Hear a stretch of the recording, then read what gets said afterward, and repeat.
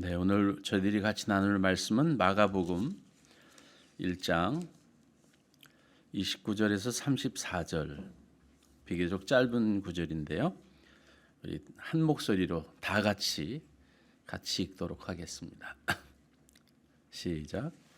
회당에서 나와 곧 야고보와 요한과 함께 시몬과 안드레의 집에 들어가시니 시몬의 장모가 열병으로 누워 있는지라 사람들이 곧 그 여자에 대하여 예수께 여짜온대 나아가사 그 손을 잡아 일으키시니 열병이 떠나고 여자가 그들에게 수종드니라.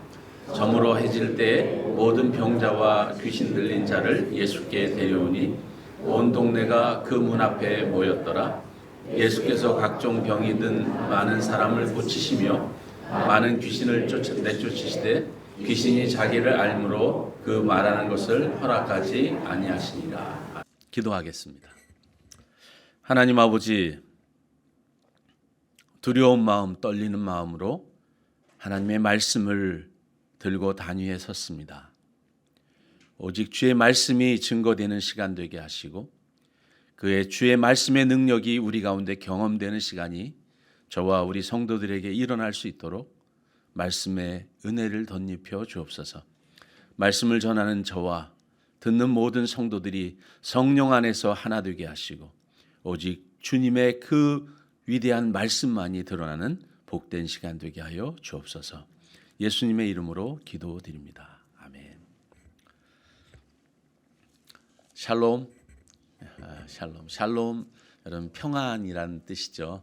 오늘 날씨가 많이 추워서 갑자기 파주는 조금 더 춥죠. 먼 데서부터 이렇게 오셔서 같이 예배 드리시는 여러분 너무 반갑고 감사하고, 오늘 아침에 이렇게 일어나서 밖을 보니까 춥다 이런 게 느껴지더라고요. 어젯밤에는 바람까지 많이 불던데, 성경을 이렇게 보면 성경에는 하나하나가 다 의미가 있습니다.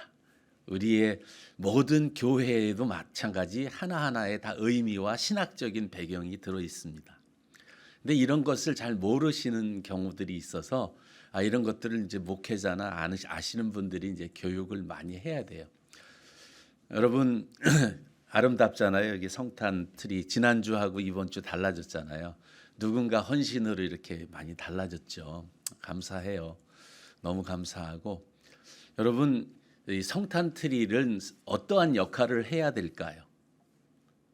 성탄 트리는 예수 그리스도를 바라볼 수 있는 역할을 해줘야 되겠죠. 그리스도가 이 땅에 오심을 기억하고 바라볼 수 있도록 누가? 세상 사람들이. 그러니까 성탄 트리는 어느 쪽에 있어야 돼? 교회 외곽에, 바깥쪽에. 그래서 바깥쪽에 막 번쩍번쩍하고 예수 그리스도를 집중할 수 있도록 해줘야 되고요. 성탄 트리는 강단에서는 반짝거리면 안 됩니다. 왜 그러냐 하면 말씀에 집중해야 되는데 자꾸 시선이 이쪽으로 가는 거죠. 왜 여러분 찬양할 때 자막을 두 줄만 딱 하는 줄 아세요? 왜 악보를 거기다 안 넣는 줄 아세요? 사람들은 악보를 보면 음을 맞추려고 하는 마음이 콩나물을 따라서 왔다 갔다 하거든요. 그러니까 어디에 집중하라고요? 가사에 집중하라고요. 우리 오늘 찬양하실 때 찬양 인도하시는 분이 악기만 빼고 목소리만 이렇게 하는 이유가 뭘까요? 그 가사 전달을 더 확실히 하고 그것이 우리의 고백이 되자고 하는 의미가 담겨 있는 거죠. 왜 갑자기 다 부르다가 혼자 부를까요? 그 이유는 뭐냐면 그 가사에 우리가 더 깊이 들어갈 수 있도록 하는, 그 고백이 우리의 고백이 되도록 하는 그런 의미들이 다 담겨 있습니다. 그래서 이 앞에서 행동하고 앞에서 움직이시는 분들이 가능하면 다른 행동들이나 이런 것을 해서, 제가 만일 반바지 입고 화려한 옷을 입고 강단에 서서 설교하시면 여러분 어떤 생각이 드시겠어요?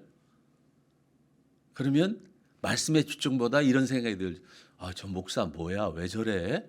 오늘 왜 복장이 저게 뭐야? 말씀을 듣지 못하게 되죠. 그러니까 가능하면 강단에 서는 사람들은 클래식한 거, 그런 것으로 해서 말씀에 집중하도록 해야 된다는 거죠. 그러니까 모든 게 다 하나하나의 의미가 있습니다. 오늘 말씀도 그런 의미를 마가가 다 담아놨어요. 그런데 이걸 읽다 보니까 이걸 놓치는 경우가 너무 많더라고요. 오늘 본문은 이렇게 시작하죠. 회당에서 나와 곧 야고보와 요한과 함께 시몬과 안드레의 집에 들어갔다. 여러분, 지난주에 회당에서 무슨 일이 있었습니까? 지난주 제목이 권위 있는 새 교훈이라는 제목이었죠.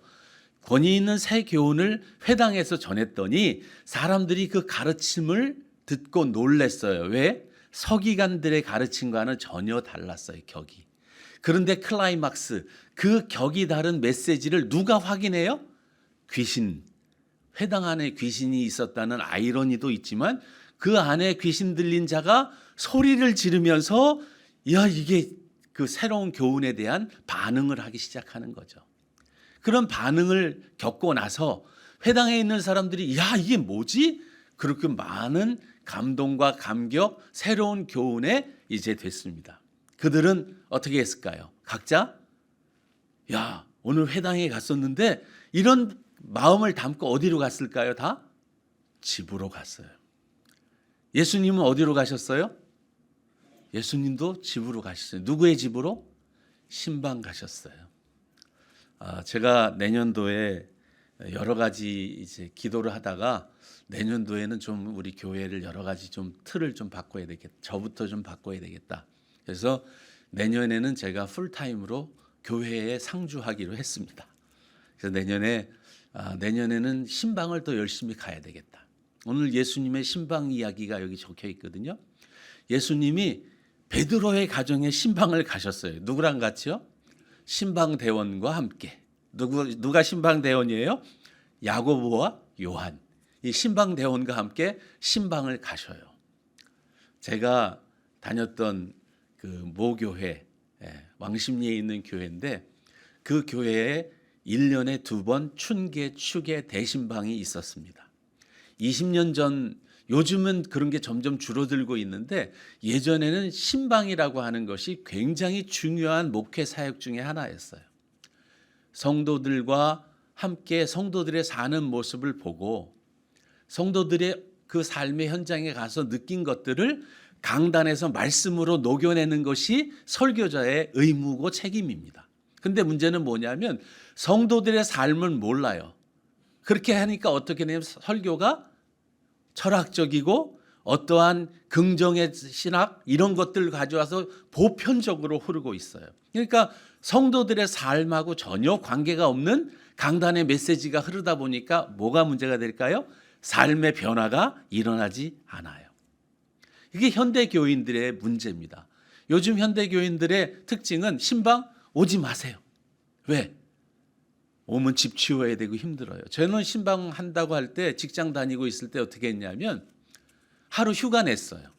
그래서 신방을, 왜냐하면 낮에 목사님 오시는데 낮에 신방대원들하고 오시고 전도사님과 같이 오시는데 그렇게 하면 안 되니까 제가 가서 신방을 같이 받고 목사님 같이 식사하고 신방대원들을 교제하면서 우리 가정의 문제 또 우리 교회의 이런 이야기들을 같이 나눴던 기억이 있어요.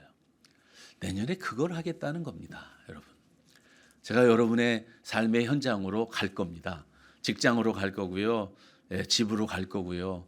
가려고 제가 상주합니다. 그러니까 여러분 오는 게 싫으면 저한테 오셔야 됩니다. 제가 집에 오길 싫어한다. 그러면 저한테 오시면 됩니다. 제가 교회에 있으니까 오시면 됩니다. 오늘 신방을 가셨어요. 왜 가셨을까? 이 이야기들을 오늘 잠깐 좀 나눠보려고 합니다. 그 시몬과 안드레의 집에 들어갔는데 저 집은 시몬의 집일까요? 안드레의 집일까요? 시몬과 안드레는, 시몬은 베드로고 안드레는 그의 동생이에요. 누구의 집일까? 이런 것을 굳이 설명을 안 해도 이 다음 구절을 딱 보면 알아요. 시몬의 장모가 열병으로 누워 있어요. 그러면 저건 누구 집이에요? 그렇게 생각하시면 돼요. 성경을 그렇게 보시면 되게 재밌잖아요. 시몬의 장모가 열병으로 누워 있다. 어디예요? 시몬의 집에. 그러니까 시몬이 처가살이 하는구나 이렇게 생각하는 거 아닙니다. 당시에 그 베드로가 돈이 있었던 사람이에요? 없었던 사람이에요? 지난주 얘기했잖아요. 어부가 지지난주네요. 어부가 돈이 있었어요, 없었어요? 당시에 어부들은 돈이 있었다고요. 품꾼들을 두고 일했다고요. 그런데 시몬의 장모가 열병으로 누웠대요. 그런데 열병, 그럼 무슨 병이 생각나세요? 아, 우리 옛날에 열 나가지고 막 아파가지고 있던 그런 열병, 이런 거. 근데 이 열병이라고 하는 단어와 오늘 각종 병들을 다 치유하셨다는 그 병의 단어가 헬라어 단어가 달라요. 시몬의 장모가 열병으로 누워 있는지라 열병, 병이라고 하는 단어를 여기서 어떻게 표현했냐면 피레소라고 하는 단어로 썼어요. 헬라 말로 피르, 불이라고 하는 단어에서 시작된 동사인데 피레소는 여기에 동사로 적혀 있는 게 아니라 동분사, 동적인 상태를 나타내는 단어로 적혀 있어요. 그 말은 무슨 얘기냐면 열이 올랐다 내렸다 하는 현상을 말하는 거예요. 열병, 그러니까 그 보통 장티푸스 뭐 이런 그 명사로 지금 써 있지 않고 동사로 써 있다는 것은 뭐냐면 그 동작, 그런 상태를 나타내는 거예요. 누웠는지라, 이것도 동분사예요. 이 동분사는 누워 있다는 그냥 가만히 누워서 가만히 있는 게 아니라 누웠다 일어났다 누웠다 이럴 때가 언제죠, 여러분? 열이 오르락 내리락 하고 누웠다 일어났다 할 때가 언제입니까? 여러분은 그런 경우 없으세요? 저는 있었어요. 열 받으면 이게 뭐가 속이 타면 누워 있는데 누워 있기도 어려워. 내가 벌떡 일어났다가 또 누워. 그리고 막 머리는 아픈데 해결은 안 되고 속상해. 장모님이 열병이 생긴 거예요. 그런 병이. 그런데 그 재밌잖아요. 그걸 베드로나 안드레가 예수님, 우리 장모님이 이렇게 지금 누워 계신데요 라고 얘기를 해야 되는데 누가 얘기했다고요? 사람들이, 그 집에 있었던 그 가족들이 얘기한 게 아니라 다른 사람이라는 거예요. 사람들이 그 여자에 대하여 예수께 물어봤다는 게 아니라 말씀드렸다, 그 여자에. 자, 퀴즈를 내겠습니다. 무슨 상황을 얘기했을까요? 왜 장모님이 왜 열병이 생겼을까요? 왜 장모님이 화병, 우라병 같은 게 생겨갖고 열받아가지고 눕지도 그 다음에 앉지도 못하고 막 이런 상황이 생겼을까요? 누구 때문이냐? 베드로 때문입니다. 베드로가 열받게 했어요. 왜 열받게 했습니까? 베드로가 어느 날 예수님을 만난 거예요. 예수님을 만나가지고 나를 따라오너라 그랬더니 배도 버려두고 다 버려두고 예수만 쫓아다니는 거예요. 그러니까 지금 무슨 얘기예요? 소는 누가 키우냐 이거죠. 이게 썰렁하네요. 여러분들에게 이게 안 통하죠. 소는 누가 키우는가? 돈은 누가 버냐? 아니, 처자식 먹여 살려야 되고 집안 가장이 그러고 있으면 되냐? 열받는 거예요. 지금 열받아. 그 열받고 있는 그 상태에서 주님이 이제 그 집에 가셨어요. 신앙은요, 회당에서의 신앙보다 진짜 신앙은 집안에서의 신앙이 더 중요하더라고요. 성공하는 사람들의 수많은 그 삶의 이야기들을 들어보면 여러분 노력하고 막 애써가지고 돈은 좀 덜 벌고 더 벌고 명예도 얻고 권력도 얻고 다 할 수 있는데 안 되는 게 하나 있는데 뭐냐? 가까운 사람들에게 인정받고 존경받는 건 쉽지 않더라고요. 많은 목사님들의 아이러니는 목사님들은 신앙이 좋다 그런데 그 자녀들이 신앙이 안 좋은 경우, 목사님은 신앙이 되게 훌륭하고 많은 분들에게 선교하고 막 영적으로 많은 영향력을 미치는데 자녀들이 뭐라 그러냐면 아버지가 참 훌륭하신데요. 그럼 뭐라고 이러고 그냥 가요. 그럼 무슨 뜻일까요, 그게? 제가 아는 권사님이 계신데 그 권사님은 정말 교회, 여기 아니고요. 저기 중국에 있을 때 얘기입니다. 중국에 있을 때 권사님 되게 교회 열심히셔요. 뭐 정말 교회 일이라 그러면 정말 모든 걸 다 쏟아붓고 교회 일은 하나님의 일이라고 하는데 집에 아이들을 돌보는 것은 집에 아이라고 하는 그 아줌마, 월급 주고 있는 아줌마한테 다 시키고 아줌마한테 뭐 학교 가는 일서부터 시작해서 애 데리고 가는 다 아줌마 시켜요. 교회 일에 열심히. 그 아이들이 신앙이 좋았을까요? 나빴을까요? 네, 두 가지예요. 아주 좋았다. 네. 어떤 분들은 나빴을 것이다. 정말 아픔은요, 그렇게 헌신을 하는데 자녀들의 신앙은 자라질 않아요. 왜 그럴까요? 무엇이 문제일까요? 우리의 신앙은 어디서 드러나야 되는가? 신앙이 드러나야 될 장소가 어딘가? 여러분, 집과 내가 생활하고 있는 현장입니다. 교회에서 신앙이 드러나면 그 교회에서는 다 믿는 사람들끼리기 때문에 여기서 신앙이 드러난다고 하는 것은 그냥 봉사하고 헌신하는 거지만 진짜 신앙이 드러나야 될 장소는 어디예요? 집과 직장과 사회 속인 거예요. 그런데 많은 경우에 이런 경우에 이 베드로가 지금 이 예수님을 따라간다라고 막 하니까 지금 집안에서 지금 난리가 난 거예요. 제가 존경하는 장로님이 한 분 계신데 그 안용태 장로님이라고 온누리교회에 지금 은퇴하신 장로님입니다. 이분이 안산에 있는 내과를 경영하시는 서울대 의대 나오신 분인데 안산에서 내과를 경영하시다가 어느 날 갑자기 2000년 초에 저 선교사로 가겠습니다. 그러더니 갑자기 병원을 문을 닫고 중국의 연길에 한 달에 인민폐 1,000원 월급 받는 복지병원에 의사로 자원해서 가셨어요. 이런 일이 생겼을 때 어떤 일이 생겼겠습니까?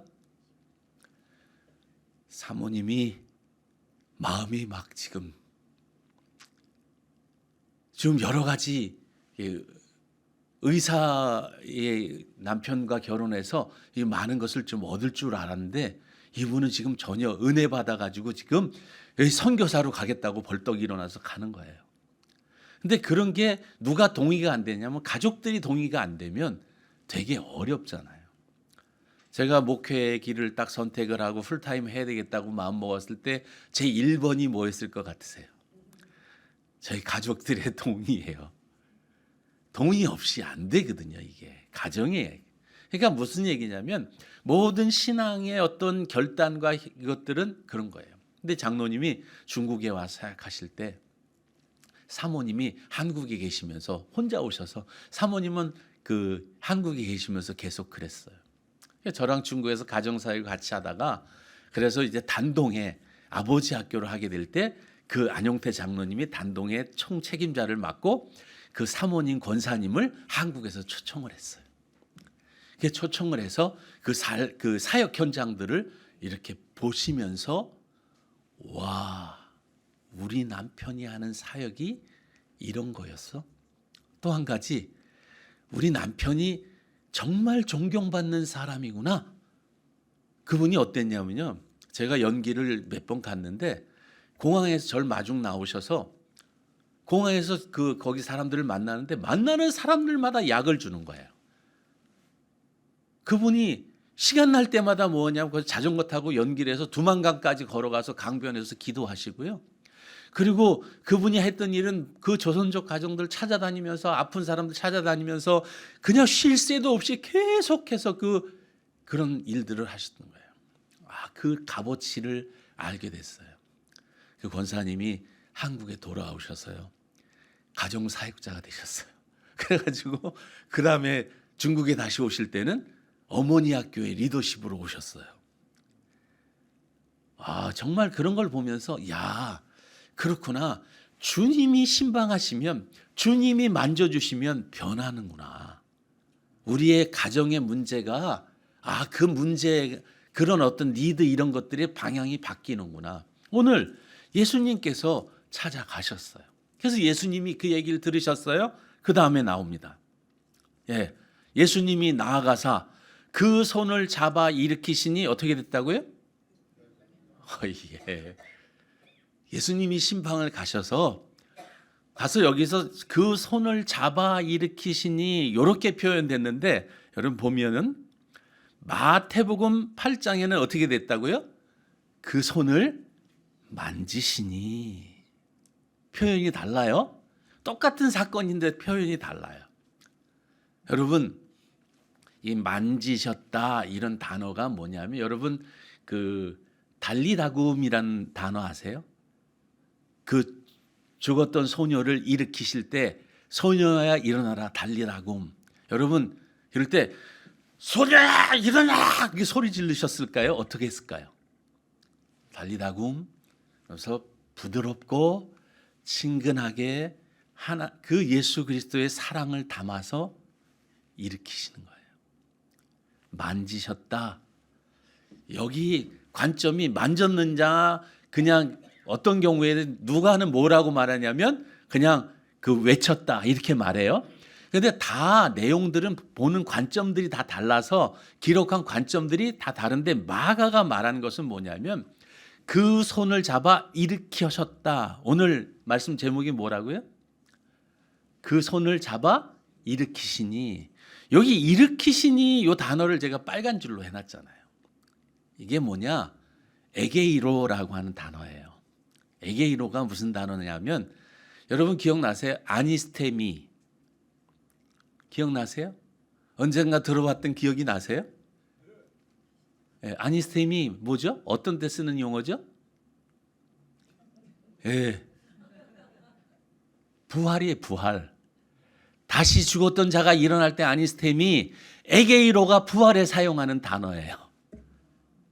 부활에 사용하는 단어예요. 에게이로도 부활에 사용하는 단어예요. 그 단어를 쓰면 여기다 썼던 이유는 그 손을 잡아 일으켜 다시 부활시키신 거예요.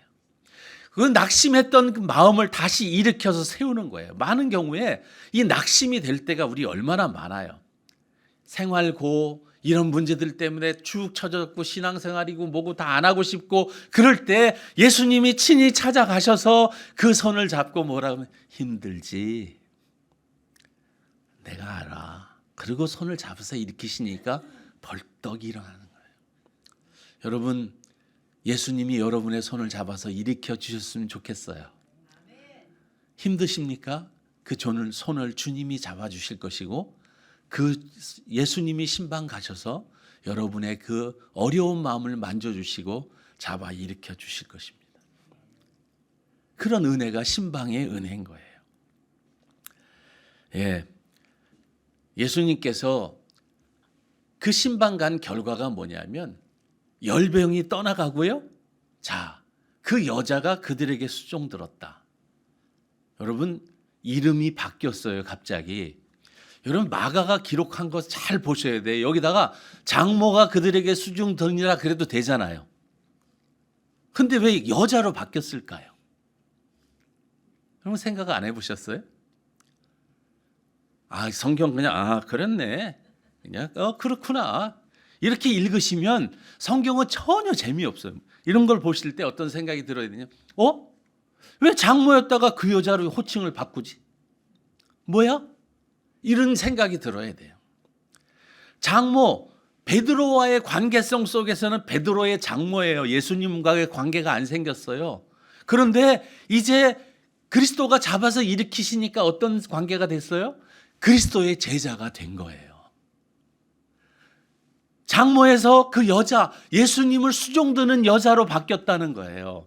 여기 수종이라고 하는 단어 디아코니아라고 하는 단어인데요.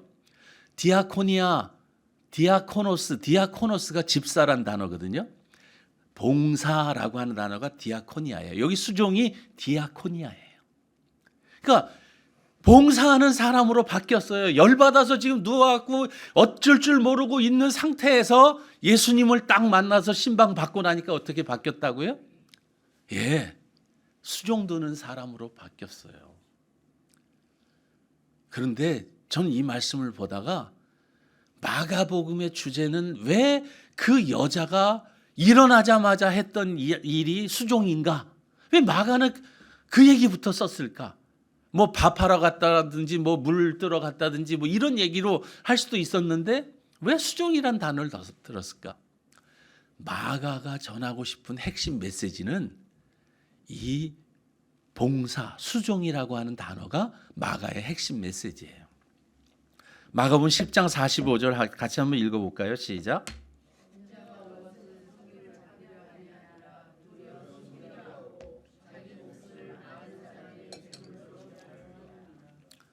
예수님께서 어떤 목적으로 이 땅에 오셨다고요? 섬기러 오셨어요.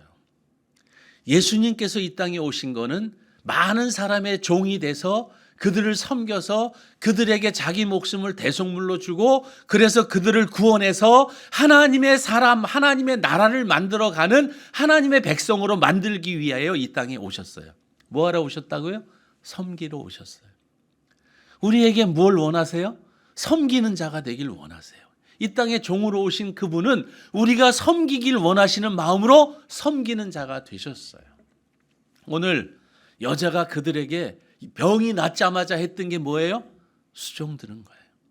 우리 삶 가운데서 지치고 힘들었을 때 예수 그리스도가 우리 가운데 찾아오셔서 우리를 다시 살려서 일으키시고 나면 우리는 어떻게 돼요? 힘을 얻고 다시 수종 드는 자리로 나아가는 거예요. 그게 신앙의 힘이고 말씀의 힘인 거예요. 그런데 말씀의 힘이 떨어지면 어떻게 되는 줄 아세요?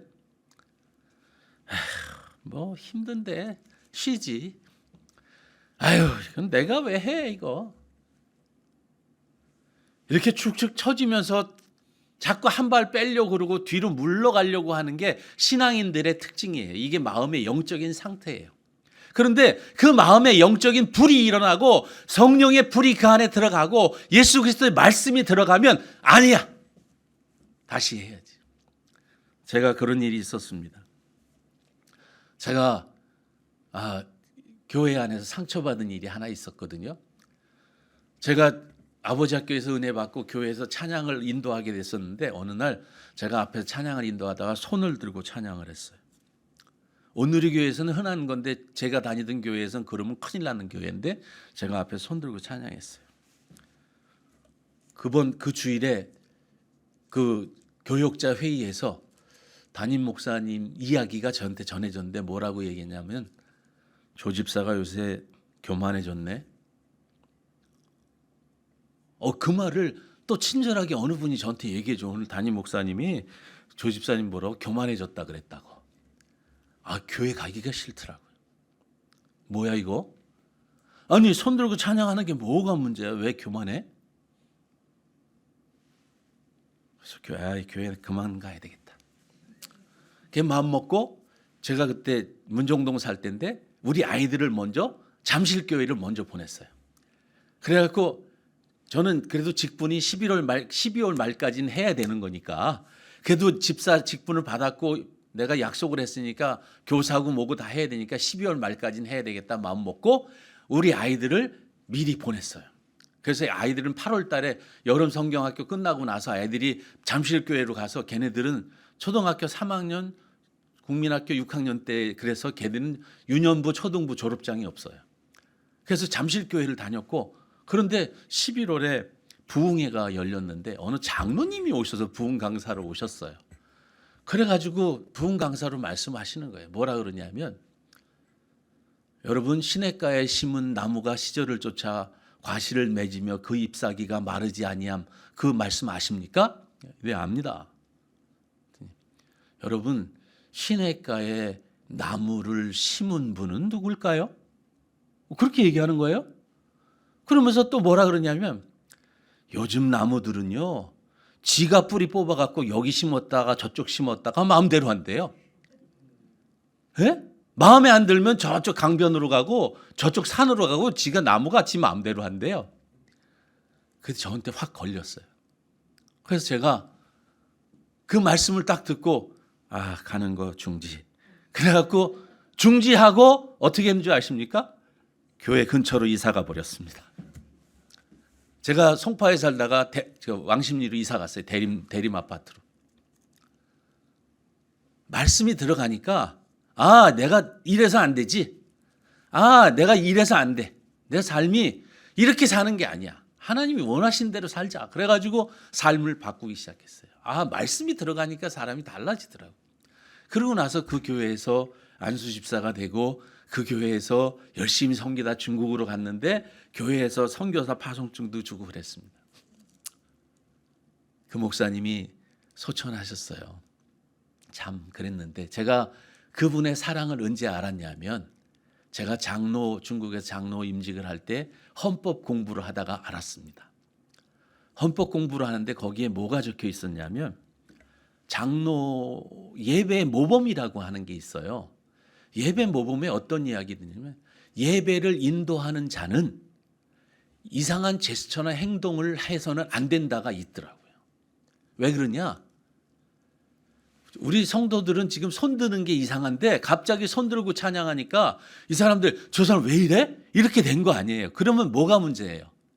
나는 손 들고 찬양해도 될 만한 믿음이 있다. 근데 여러분은 손 못 드는 사람들이야. 이런 정죄입니까? 그런 거 아니잖아요. 찬양 인도자는 책임이 뭐예요? 하나님을 온 성도들이 찬양으로 하나님께 나아갈 수 있도록 하는 게 찬양 인도자의 역할이죠.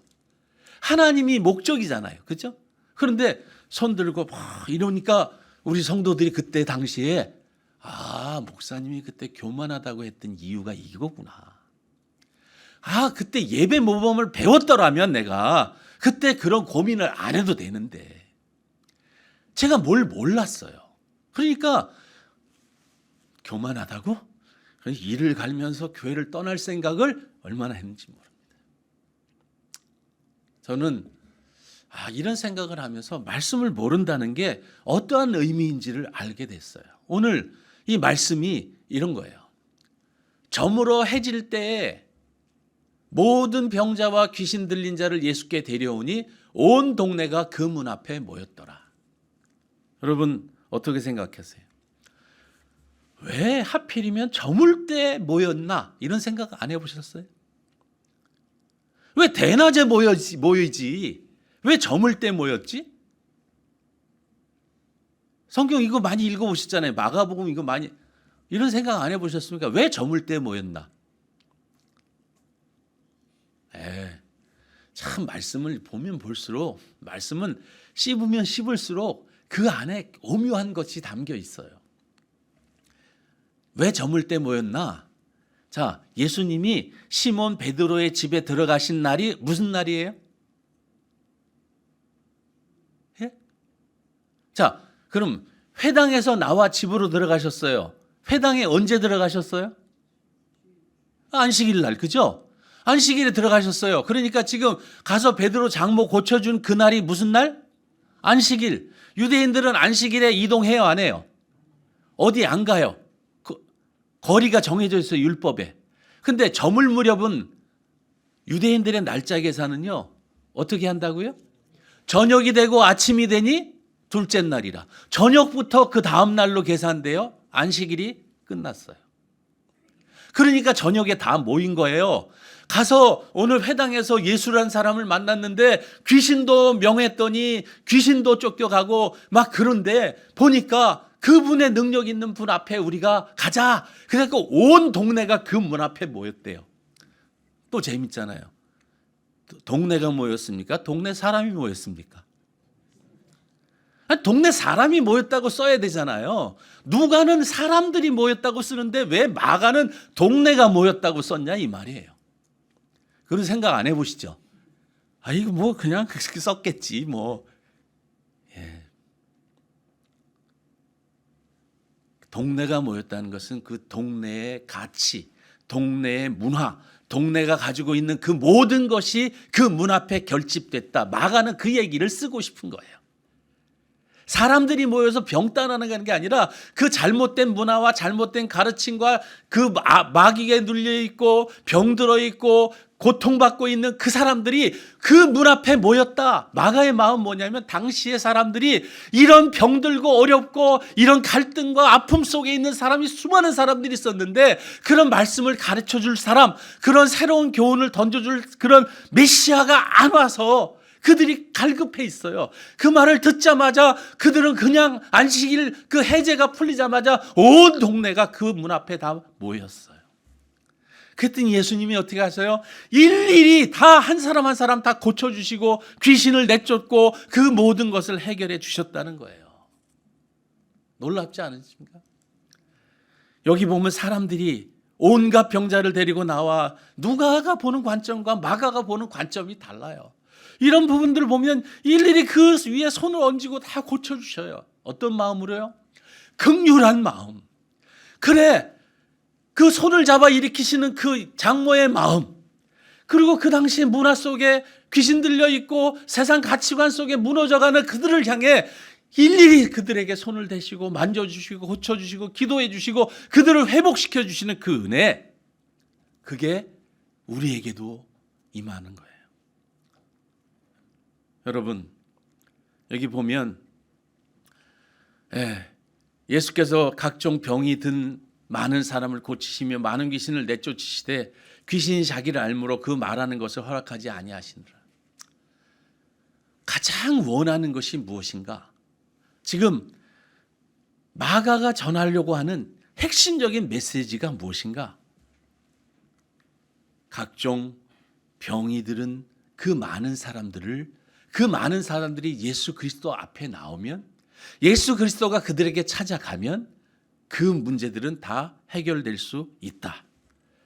그리고 그 악한 귀신들, 우리를 병들게 하고 잘못된 가치관으로 무너뜨리는 사람들, 그런 악한 영들, 그런 영적인 세계들은 다 떠나게 된다는 거예요. 뭐가 들어가면요? 예수 그리스도의 말씀이 들어가면. 이 다음 말씀은 다음 주에 계속하겠습니다. 오늘 우리가 생각해야 되는 말씀, 마가복음의 말씀은 여러분의 힘든 삶의 현장에 누가 찾아가십니까? 예수 그리스도가 찾아오십니다. 제가 이걸 하다가 어제 설교 준비를 하다가 마지막으로 제가 예전에 불렀던 찬양이 한 곡이 생각이 났어요. 주님여 이 손을 꼭 잡고 가소서, 약하고 피곤한 이 몸을 폭풍 후 흑암 속 해치사 빛으로 손잡고 날 인도하소서. 인생이 힘들고 고난이 겹칠 때 주님여 날 도와 주소서. 외치는 이 소리 귀 기울이시사 손잡고 날 인도하소서. 우리가 힘들 때, 어려울 때 여러분 주님 앞에 그 손을 내밀면 주님이 그 손을 잡아주시고 일으켜 주실 것입니다. 주님이 여러분 힘들 때 내버려 두지 아니하시고 천사들을 보내거나 목사를 보내거나 본인이 직접 찾아가시거나 꿈에서 말씀하시거나 그분이 여러분을 사랑하시기에 여러분을 신방하시고 여러분에게 은혜를 주실 것입니다. 그 주님의 은혜와 동행하는 저와 여러분이 되기를 주의 이름으로 축복합니다. 기도하겠습니다. 하나님 아버지, 은혜와 사랑을 감사드립니다. 오늘 우리의 병든 영혼, 우리의 잘못된 가치관, 정말 지식이 없어 망해가는, 하나님을 아는 지식이 없는 우리들을 향해 찾아오셔서 깨닫게 하시고 하나님의 은혜 앞으로 불러주시는 그 사랑 감사하며 오늘 우리의 손을 잡아 일으키시고 일어나라 말씀하시는 그 주님의 음성이 우리 가운데 들려지게 하시고 낙심의 자리, 좌절의 자리에서 일어나 다시 힘을 내서 우리의 인생길을 걸어가며 주님께 수종드는 저희들 될 수 있도록 주여 인도하여 주옵소서. 예수 그리스도의 이름으로 기도드립니다. 아멘.